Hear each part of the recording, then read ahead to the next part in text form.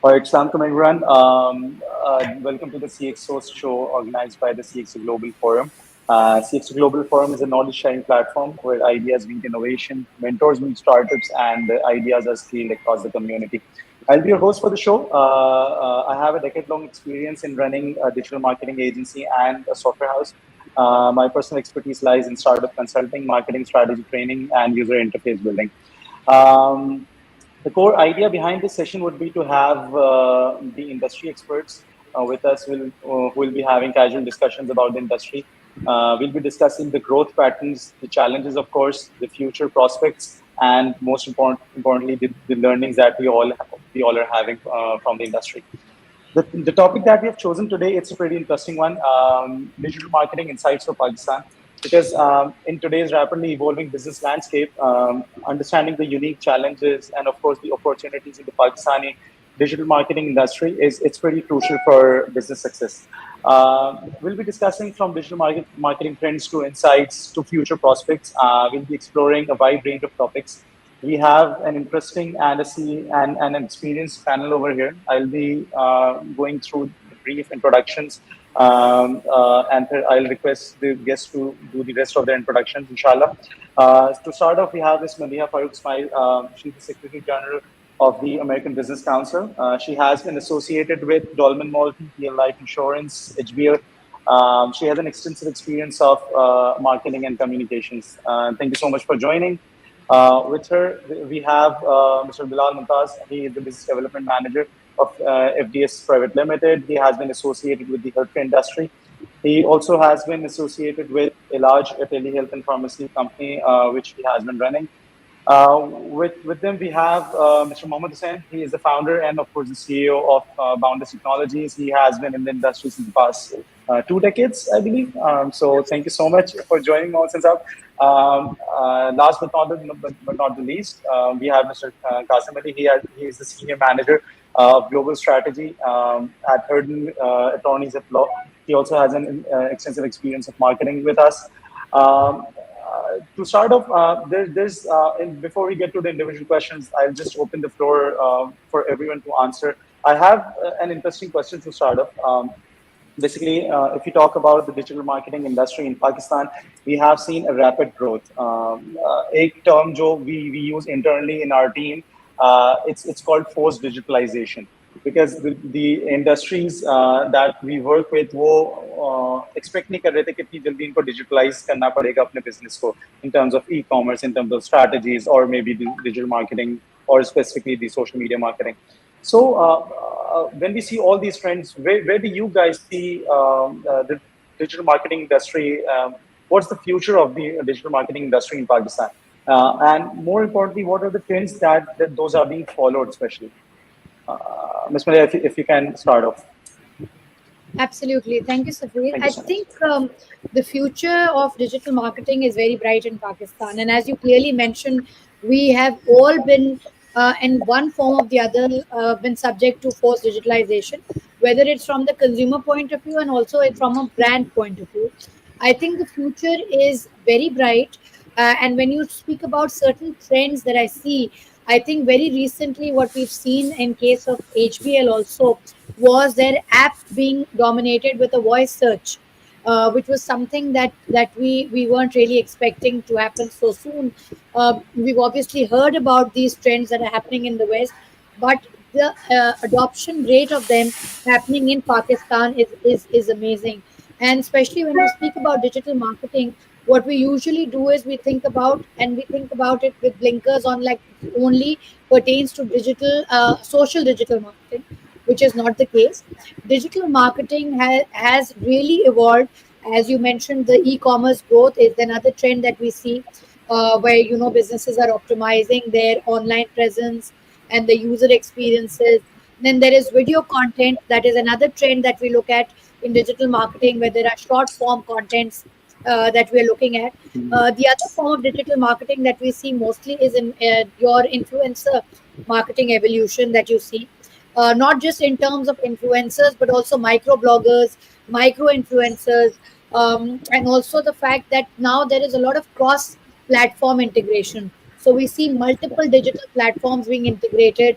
and businesses are actually moving across that experience across their websites, their social media, across all digital touch points, mobile apps, and other digital channels as well. And one trend that I really see happening is very localized and very vernacular content that we see, which is basically pertaining to our audiences and from our part of the world. And I see these trends really picking up in digital marketing very, very soon. Great. Yeah, I think the most important point from your discussion was that digital marketing is never equal to social media marketing. There's a lot different that a lot of different items which can be included in digital marketing, especially chatbots and application and all those things. Mohammed Sab, can you shed some light on this question? Yes, exactly. It's a very, very, very big market. Basically, we are working from the last 2 decades, as you said. When the corona is hit, the digital marketing standards and things are, it's directly changed, and it's a new market is open. So it's a very good opportunity for the freelancers as well. And then there is no there is no need for the technical skill. The more technical skill required for the digital marketing. The digital marketing is it's a very vast field, and a lot of the things are coming in that. Like Maliha is already explained very well, mashallah. But I'm just adding the one thing, so the LinkedIn marketing and the email marketing. The email marketing is a very, very big marketing, and the missing part over here in Pakistan. So I'm just recommend go people with the email marketing as well. This is a very untapped marketing right now, and we are focusing not in the too much on the email marketing side. And the new market trends are coming over here day by day, and keep learning formula for all the person who are attached with this field. This is the only one you are still in the market. You keep learning in the every day, so you connected, well connected, and you have an option to grow in this market. Great, thank you so much. So learning has to be the key in digital marketing, of course. Kazim Sab, you want to take this? Thank you so much, Safi. In digital marketing, I've been working for like more than a decade now. And I think a lot of people want to do digital marketing and things like that. And as Maliha just said, that it is a vast thing. It's not a limited stuff related to social media, but it's a whole package actually. It's all about your digital presence in every single platform. So I think most of the time the digital marketers that they are focusing on the marketing strategies and other things, they are not actually focused about the content and the way it should look to the audience. So this is the one thing that is constant in the marketing actually. So the content is not going to be changed. Content has to be powerful. Content has to be creative. Content has to be unique, and the message actually, the copy of the content and everything, it should be really good and unique. It should look really presentable to the audience. Most of the time a lot of people are doing digital marketing. I have seen a lot of ads in Pakistan usually, but the content is not powerful most of the time, and the you can say the creatives, the artwork is not good enough. So the quality of the product is always judged by the artwork. That's the human psychology. So we should focus especially on these things as well, which are the basics of the marketing. It's just the marketing has evolved into digital rather than traditional though, but the marketing concepts and the base of marketing would be same, and it would be same, it would remain same. So we should focus on those things as well. That's my message to the digital marketers in today's world. Great. I think very well summed up. Bilal Sab, are you ready for the question? Yeah, Okay, it's great. I'm, So I'm going to I be just sitting here. ask you the same question. Where do you see the digital marketing industry in Pakistan in the next, let's say, 2 years or 3 years? Well, tech in general, and this also applies to digital marketing, follows upon Hmm. basic principles of growth spearheaded by Moore's Law. And Moore's Law was essentially just applied to transistors and computer chips. It essentially it meant that transistors would increase, computer chips would decrease in size overall, but more of them would become more usable and accessible. in the market, and we're seeing that with digital, you know, internet usage as well to a very large extent. So there are more smartphone users in Pakistan. Interestingly enough, outside even the urban core in the periphery, there's a lot more internet usage that's happening. And in the next 2 to 3 years, you're going to see an influx of internet users in different social media channels, not just on Facebook, but in Instagram, even on TikTok. Um, and much like you know, Kazim was saying before, there still is somewhat of a dearth in quality of the internet marketing or the digital marketing that you're seeing these days. Because historically, if you look at Pakistan as a market, it's historically carried the lowest CPC and CPM rate. So that's cost per click and cost Yeah, per reaching a interesting. thousand people in the entire world. But it would always beg the question, how much disposable income does the end user have, or how knowledgeable is he in actually ascertaining or determining what an ad is trying to tell him? Does he really, justify a customer with a very big lifetime value? And does he really consider a really big part of your funnel? So those were, being part of the e-commerce space naturally, these were very, very pertinent questions that we would have.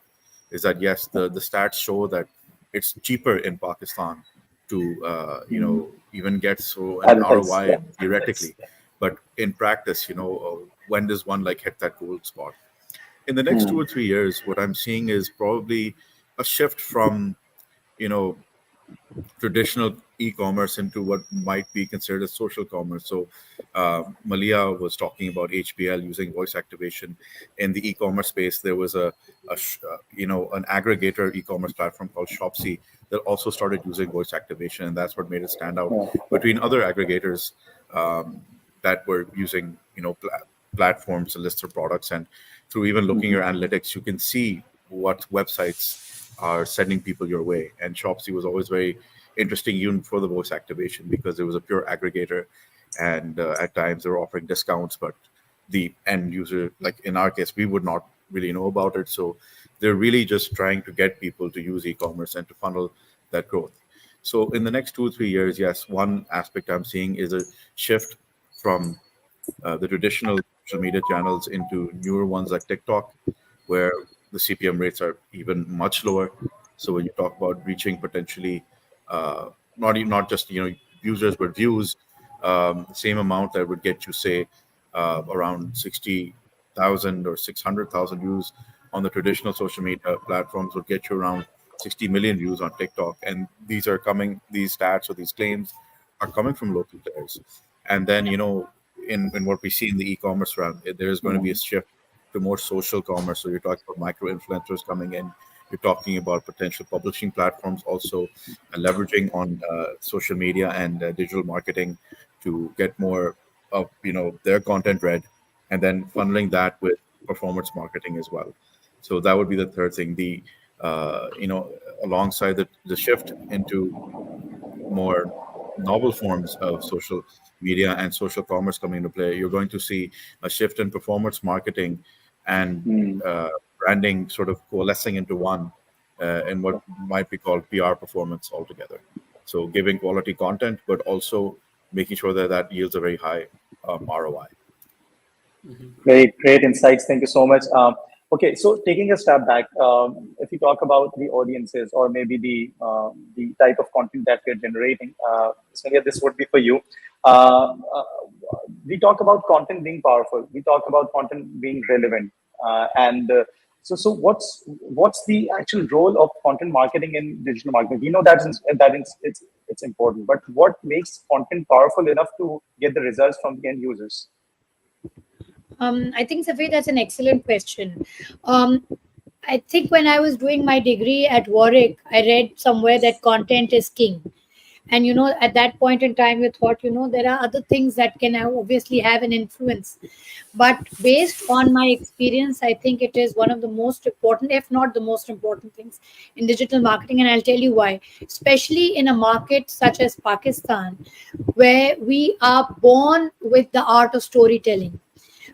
We have a heritage, we have a culture of storytelling, and we have a a sense of communism and community and validation from other people if we are even buying something which is even a low involvement product.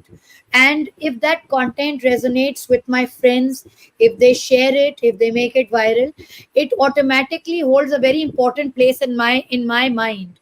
And I will Hmm. definitely, and especially because attention spans have reduced so much, if if that content is sent to me by someone that I actually do look up to, I probably will see it for a longer period of time than any other content that is randomly sent to me.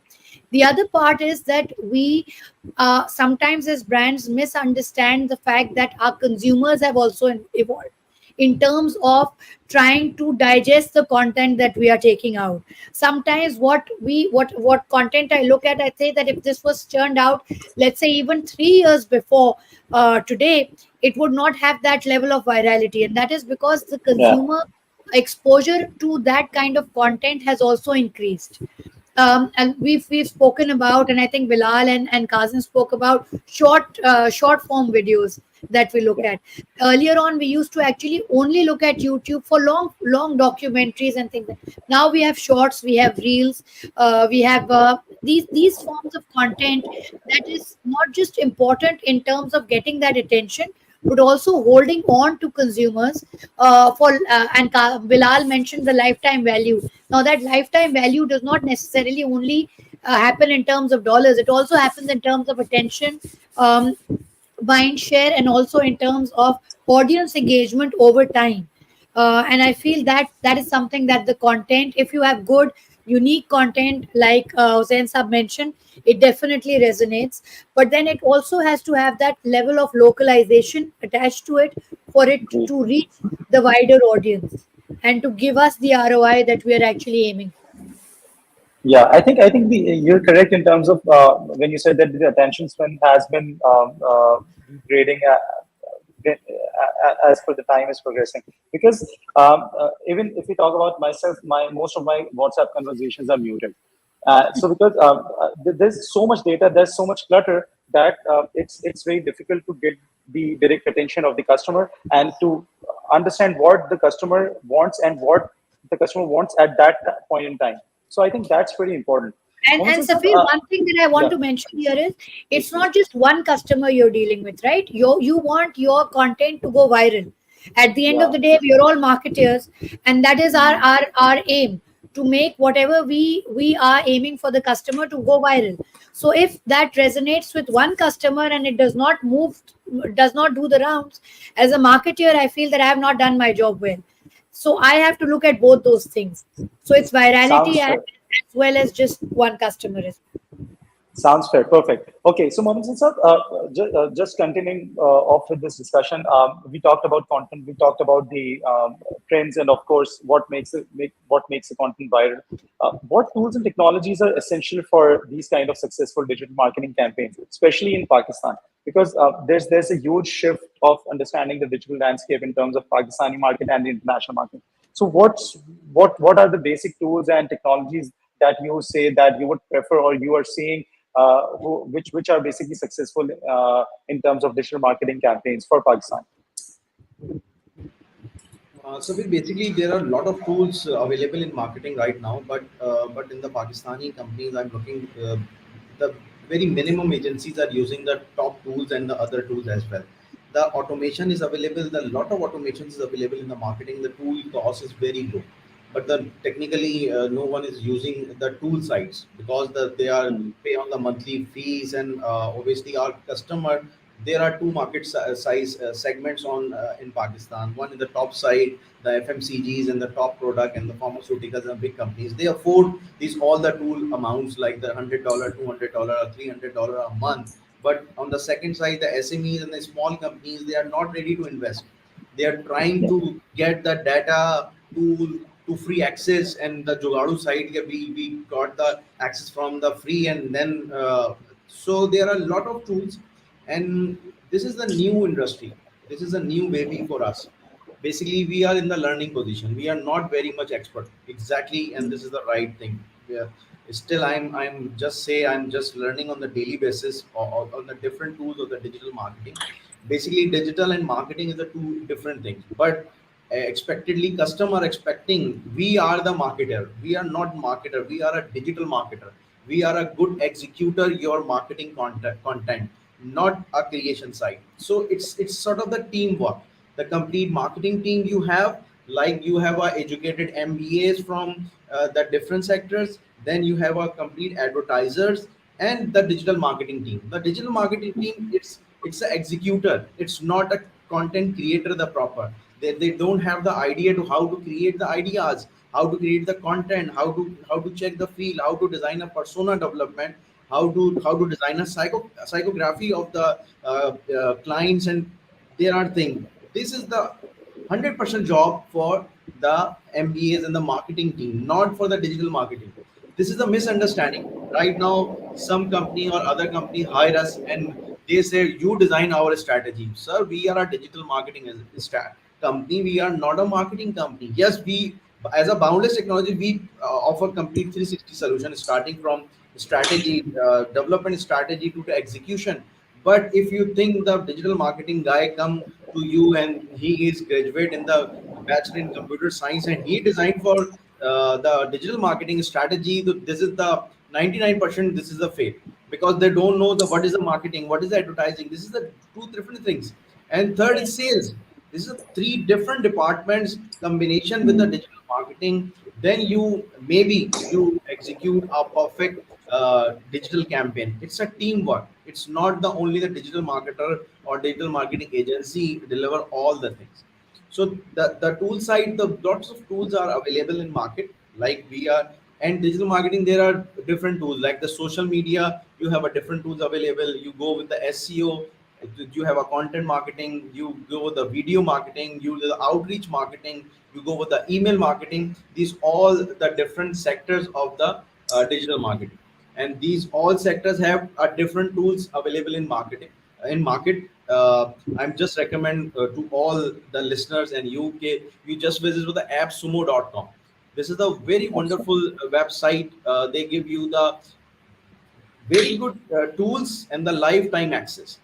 This is the $50 and the $100 as an agency. We buy a lot of tool over there, and we recommend to the different customer as well. You go. This is a part of the life. You have to go check the daily basis tools. And I recommend all the digital agencies. They also give the white label solution as well. You just buy a Great. tool and you offer the tools to the different agencies or the companies as a white label, and you have an option to running a show your company in the different manners. Thank you. Great. So I think great recommendation, appsumo.com. It's a great platform. I agree. And I also agree that when it comes to automation, Pakistan needs to learn a lot. Pakistani industry needs to progress a lot in this case. Okay, so when we talk about content and we talk about the channels and the let's say tools and technologies, the next question comes in when it comes to the audiences, the customer consumer behavior of the Pakistani market, especially. So, Kazim Saab, this question would be specifically for you. Can you share some insights on the changing consumer behavior of Pakistani digital consumers? There has been a great spike in terms of acceptability of campaigns and other types of content when it comes to Pakistan. And things are, of course, getting better after the pandemic and especially the COVID situation. Can you just share some insights on the consumer behavior of Pakistani market? Well, I think if we are talking about the content, first of all, we should understand that we have to learn about our audiences. That how does they behave? How do they behave? How do they communicate? Which language do they use? Which kind of sarcasm they can take if we are using that kind of content in the marketing. And especially we should think about the basics whenever we want to create some content. The basic is the kiss word, the keep it simple and stupid. So if you know how to do these kind of things and how to make that kind of content, because because of the millennials and all of our busy schedules, our span of focus is quite short nowadays. That's why we are using, as Maliha said, that's why we are using reels, shorts, and these sort of things Yeah. to deliver the message. right? So in a very short span of time, we have to deliver the message. So we have to make we have to keep it simple and stupid, so everyone can easily understand it and quickly understand it. So we don't have to tell and thing stories or something, that we don't have to make long videos and do like that, right? So first of all, we have to understand this thing, that the content should be simple and stupid. We don't have to come up with something, like a rocket science or something. So the people get amused that, wow, what kind of things, what kind of words, what kind of jargons he has used. So we don't have to do that. We have to make it simple, and especially if we are doing something in Pakistani market, I believe it should be done in Urdu language. Yeah. So if we market something in Urdu, it will be well communicated among the audience, as compared to communicating something in English. Another thing is that the e-commerce marketing that we were discussing about, that e-commerce marketing are quite changing a lot. In foreign countries, for example, right now I'm in Europe, so here you can easily sell anything from your websites. It's not a problem. But in Pakistan, it's quite different. Usually, a lot of companies, a lot of e-commerce companies are doing this, that they are diverting the traffic to the WhatsApp, and most of the time the users are communicating on voice clips or Voicemails. something, Yeah. and then they buy the stuff. So they usually don't read and don't go to your website, and they are not going to read the policies, things like that, and they're not going to buy the e-commerce stuff from the website easily. So the most efficient business in Pakistan, if you're doing e-commerce, you should learn to use WhatsApp and these sort of things. And after the COVID, we recently actually observed these sort of changes in our because I was heading admissions department of a university, so we were marketing the admissions and everything. So we observed a lot of changes in after COVID, and a lot of audience were not on the actual online application platform, but were on WhatsApp and Facebook chat. So they wanted to communicate to us over there. They don't want to come to the university, they don't want to call us, they just want to communicate on text, on WhatsApp and Facebook, and they want to resolve their queries, and then they are sure that they can get their admissions. So that's how it's changing. So we should learn about the audience pattern, that how they are behaving, what kind of content they can observe. They can, just Malia said, if it resonates with my friends, obviously it will affect me, it will influence me, and I'll buy that thing. So we have to think about these things. Yeah. Yeah, so I think there's a special kind of comfort zone for us Pakistanis when it comes to online purchases. Until we unless we kind of it's important for us to kind of humanize, because even if I'm buying a piece of cloth, I need to feel it. And in Pakistan, there's a separate, as I said, it's a separate comfort zone. I need to communicate with maybe a human in this case and see that if it's legit or not. So I think In this will Pakistan, change online in marketing time. is all about trust. So we actually don't Yeah, trust on our own people, and we love to betray each other. We love to do sadly, yes. short term stuff. Yeah, we don't think about the long term branding stuff. Most of the brands actually, they don't care about the brand development. They don't care Hmm. that their brand will collapse if they don't meet certain values. So I don't know how they do it, by the way, but they just can't think about it. So I think brand there needs to development be a is long term. another Yeah, strategy that they have to think about. yeah, I think that there needs to be a long-term vision and plan when it comes to a business marketing or business development strategy. And I think, again, speaking of communicating to the consumers in their language, maybe, or at at their preferred time, it's the beauty of digital marketing, the Yes. personalization or the localization that they can have. You cannot have that when it comes to traditional marketing strategies. So I think that's the beauty of digital marketing. Okay, so moving on to the next question, Bilal Saab, we talked about everything in terms of having consumers on e-commerce stores and creating communities. This question is specifically related to creating communities. because you have been associated with the healthcare sector as well और वहां पे it's pretty important कि आप personal references या पर एक trust factor बड़ा जरूरी होता है उसके अंदर तो जब when we talk about trust factor it's important to create communities it's important to create a narration online जो जो आपको ट्रस्ट में और उसमें सपोर्ट करे बिल्ड करने में so businesses like yours business like Ilaj or business like any other business that operates online in the B2C space how important is them to build online communities and how can they engage with the consumers to build trust? Well, it's not as complicated as one might think actually. So when you're in the Etail sector, your main like modus operandi, or like the way you're supposed to operate in your business model relies on you procuring a certain item directly from a manufacturer and then selling it onwards to the customer.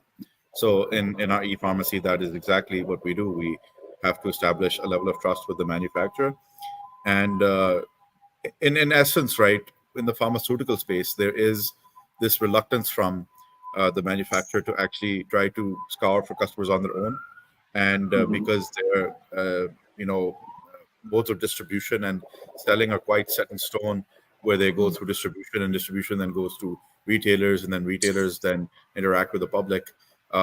It gave a player like a large a lot of opportunities to actually tap into what we thought was an untapped market, and then establish that trust with them that we, through our superior operational excellence, would be providing naturally a very up to the mark and state of the art facility for procuring their medicines, which need to be stored in certain conditions and then sold through certain parameters, such as making sure that certain items that require prescriptions actually have that data stored in, and the customer genuinely needs that medicine. And the digital platform not only just highlights that transaction, it's not merely a transactional highlight, it's a highlight that of a testament to the high quality the parties involved are in. And then you build a community around that by going to your end customer and then using whatever digital marketing channels are out there to furthermore not just collect data or to target a certain product or a certain category of items, not just on behalf of manufacturer but for your own e-commerce selling. But it's also a method through which you can create a brand for yourself and further establish that trust through making sure your customers not only satisfied with their orders but can vouch for you later on. And it's not just a matter of you going through email marketing or SMS marketing or through your regular follow-ups that you do post order. It's also about implementing good customer service, and it starts from a very simple way of even just making sure that you're conveying the right message and you're creating a very trustworthy environment through a simple tool like WhatsApp even. And one example I like to give is so ultimately in healthcare, one actually experiences a boom from a singular, you could say, tragedy, and then capitalizes on it. I mean, that's how a lot of healthcare companies, up their sales, and even players like us up their sales during a time like COVID. But even so actually it comes to two examples. So in COVID, what happened was a lot of companies wanted to get into manufacturing masks or manufacturing sanitizers, and we felt that because a large belongs to a very old player in healthcare, which was associated primarily with the pharmacy space, but was also into pharmaceuticals and medical device distribution in Pakistan, that we were in a position to guide big conglomerates that wanted to create, say, face masks or sanitizers or other sort of ease as to how to register themselves, how to make sure what they're doing is kosher, and then we would act as a sales channel on that behalf. And then even before that, during certain I would say weather calamities, namely smog, we would get in touch with people who are promoting the negative effects of it, and then they would have us as a platform through which you could get your basic essentials for combating it, which included stuff like even your basic lozenges or your certain masks. And through the power of what could be an accidental campaign through micro Mm-hmm. influencer. You're not even, creating like a dedicated graphic. It's just literally somebody posting, picture to their phone about receiving an item from your website. This was like a viral campaign where, we saw a lot of good traction, and people were then saying that, oh, it's actually so bad we can't breathe outside, and then people would, get referred to, actually, say his platform, because I was looking for some launch. And then even this today it continues with a launch for a lot of other items like air purifiers and other PPE. So building that community definitely is very important, and it just doesn't entail going to the end consumer. It involves a whole process and a methodology, and you could say its very own value chain, and all members of the value chain equally have to be targeted and catered for. All right. So I think there are two kinds of communities that can happen online.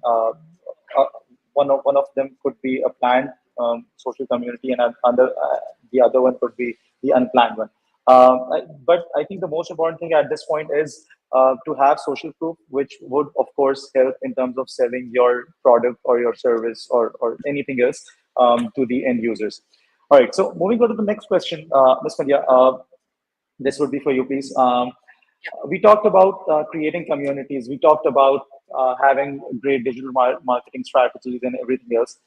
My question specifically at this time would be, are there any cultural or regional considerations that businesses should keep in mind when it comes to marketing, especially from Pakistan? Because a lot of businesses are being set up in Pakistan in terms of having digital marketing services, and a lot of people from international markets are approaching those businesses to run campaigns on their behalf.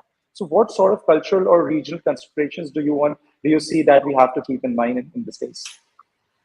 Safir, I think there are a lot of regional and cultural considerations and representations that brands need to consider when they are implementing digital marketing strategies in Pakistan. Mm-hmm. The first, as someone mentioned, is definitely language, and the syntax is very very important as well. And like Kazim Saab mentioned, the kind of language that can sort of not be harmful but can lead to a backlash in terms of the way it is said. It is very Mm-hmm. very important. Then there are certain religious sensitivities that have to be kept in mind, especially in terms of, if I may say, let's say running a campaign like a Black Friday campaign, which all of us saw, came out with a lot of backlash because Fridays cannot be associated with something that is black. These are things that brands need to consider. That was one example. We The had to others are, switch it to White Fridays, basically. sorry. We had to switch it to White Fridays instead of Yes, Black Friday. not White Yeah, Friday, but something. But Blessed obviously, Friday. Yeah. and the thing is that when the bands took it out, they thought this is going to be something which is going to be a puller because it's going to be talking about discounts and it's going to. But then Yeah. you see, brands also have to be aware of those cultural sensitivities in another part of the of the world, such as ours, where we consider Friday to be very sacred, and sort of taking it and if, sort of linking it with black is something that has hurt our cultural and our Mm-hmm. religious sensitivities as well. Then the other thing is about authority. We live in a culture there that respects authority. It respects grandfather figures, it respects people that are older, and then joking about something that pertains to them. I don't want to name the brand, but this was an ad that was done and that was taken off, and it was a digital ad where it was an insurance ad that basically showed a visual of of an old woman slightly bent down and walking in a particular way, and people really got very upset about that because it was pertaining to parental health and parental insurance, but it also made us look at parents in a very weak and a very vulnerable light, which people did not like. That was very important. Then also the fact that there are multiple communities living in the country as well. So you have to understand, like I think Bilal very correctly mentioned, that it's about building those communities, and it does not mean that if I belong to a particular community, I have the right to, with my visuals or with my graphics or with my language, try and hurt the sentiments of another community. So there are a lot of religious and cultural sensitivities that, as consumers in Pakistan, we face. I feel that around the world these are cultural sensitivities as well. But I'm only speaking in terms of Pakistan, where we try and emulate the West to a level where we forget that we also have our own cultural values and our cultural traditions that we cannot sort of bypass. And brands that have actually done that, they have faced a backlash. So one has to be very careful with. Right. So when we talk about, of course, besides religious and cultural considerations or sensitivities, Mohammed Sir, do you think there are any other challenges or maybe opportunities for the e-commerce businesses in Pakistan at this point? You're muted.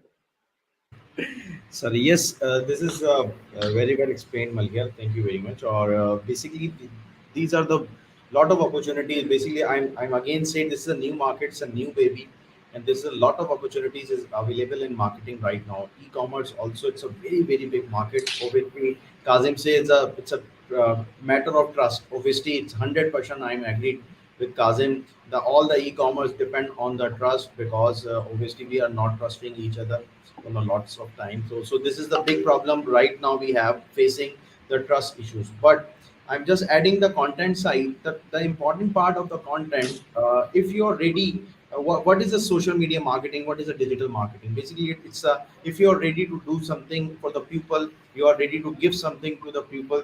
This is the content, right? If you're talking about the right now, we are plan a campaign with the frame the pain. This is the main point. Just frame the pain and sell the product. This is right now. But in the content side, we have to ready to give something, not the take something. We are providing the training, we are providing the informations. Your content is connected with the informations and the health of people. There are a lot of marketing mindsets we are used for the sale the product, but the educate me and the help me right now, it's a top trend in Pakistan, and people more convert on these mindsets. Yes. So obviously, on the e-commerce side, there are a lot of opportunities is still available, and there are the very big market. We have to work more, learn more, and generate more opportunities for the upcoming pupils and the upcoming students. And obviously, we have to focus the local market as well. Not the right now, all the industry, all the media targeting go outside, and business from outside. No, Pakistan itself, within the Pakistan have a very big market. I'm working from the 20 years, and my company is 99% depend on the local customers. We don't have the international customers, and alhamdulillah we survive and we generate the revenue and everything is very well. So I'm highly recommend those who are think the only way we got the business in dollars and dirham, then we survive. This is the 100% wrong. You have to maintain. If you're providing a good services and you well connected in the local market, so you generate a very good business. So people are start agency and trying to bring business from USA, UK, Dubai, Saudi. No, I'm just said you start with your local market, learn from the local market, then you go for the other side. The failure chances are very low. So this is the very big market, Safir, right now, and a lot of opportunities available, and all the newcomers, new agencies, new learners keep try and ready to do something. Not right now. The clients are what is the clients required right now? Only the leads and the business. They don't know the what is the branding, what is this, what is this. I generate the reel, video. I don't care. In the end, how much I gain, what is the The Conversion. business. bottom line. The bottom Yeah. Yes, line yes. should increase. What is the ROI? What is the ROI? Right now, Yeah. our company is moved to the commission-based business as well. We Hmm. not charge the recurring charges, agency charges. We offer the company, we give you the business, and if you get the business, you just give us the commission. That's it. And they are very happy, and they are give the business and the opportunity. This that they support us. We just said you just give us the sponsors budget, and rest all the cost is ours. If you get the good business, then obviously we get the good commission from your side. And right now this model is more than you focus on the recurring model. You just charge 100k or 200k or 300k 500k. and then the 3 months and 4 month the agency answer all the audit questions and answers, and then after 5 months and 6 months the contract has been cancelled. All the employees are shaky, and there is a lot of problem. So as a my company secret, I am just as this is I am working right now on the commission basis, and the model you just trust your work skills and you committed with the customer, then you got the good business as well, and the client obviously more confident and more connected with you with the long run, not for the short run. Great answer. I think Pakistan is the land of opportunities, as people say. The labor is cheap. The barriers to entry in more than a couple of industries, it's pretty low.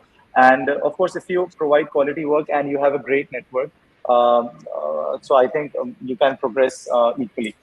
Yeah. Now, moving on, this would be the last set of questions with a couple of guests due to the shortage of time. Basically, when we talk about barriers to entry, there comes regulatory and legal considerations. Now, Kazim sir, your association with the law firm, do you feel there are any regulatory or legal considerations that Pakistani businesses need to be aware of at this point, especially when it comes to digital marketing agencies or software houses? In Pakistan, we don't have any legal stuff, by the way. So in Pakistan, it's not a problem, obviously. And if we talk about digital marketing, it's not a problem in other countries as well, unless obviously you are compliant towards the traditional and the cultural values of the country. That's totally fine. If somebody is not against you, you are good to go. Yeah. Great. Syed. Acha, the last question but for this. yeah, as you know, you were discussing this thing with Maliha, so something was coming to my mind as well. That obviously we have to think about the cultural and the traditional values of the country, and especially in Pakistan, religious values are very, critical sometimes. So, but in marketing, it's always about, there is no right or wrong, and there are so many gray areas. You have to test the barriers always. You have to understand the audience actually, that which audience you are targeting and what kind of content will go viral, and people will buy it anyway, whether it's not considered as good content. For example, you have seen a lot about KFC campaigns against McDonald's, but people are appreciating that, and people are buying it anyway. I have seen a lot of really good content about some taboo products in the market of Pakistan, which people don't want to talk about and don't want to see the ads, but the agency who was doing it was doing very well, and they were not showing any inappropriate pictures, and they are selling it anyway. So you have to, the marketing manager has to come up with the content and these sort of things, so they will be compliant to the religious constraint and the other cultural constraint, and they have to sell the products anyway. Yeah. Okay, ji. Thank you so much. Bilal sir, last question, if you could answer it shortly. We talk about businesses in Pakistan having issues because we have been seeing an increasing online trend for frauds in Pakistan. How do businesses in Pakistan address issues for trust and security? I'm wondering the same thing myself, actually.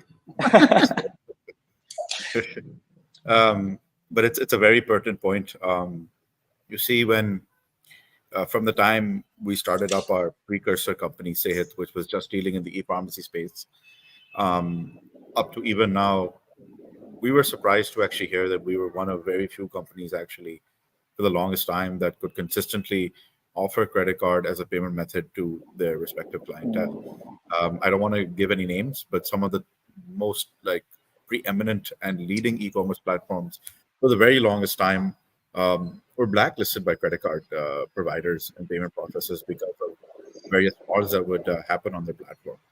In fact, we were also, at one point not I wouldn't say hot water is the right word, but we also suffered fraudulent activity a few times, not on a credit card payment processor, but through somebody who would use his mobile wallet fraudulently actually obtained a wallet from someone else and then placed multiple orders on our site. And this has become actually quite commonplace on a lot of different platforms. So we took it as a positive sign, saying that we were actually that well known for this to happen. But uski wajah se phir FIA bhi involved ho gayi thi.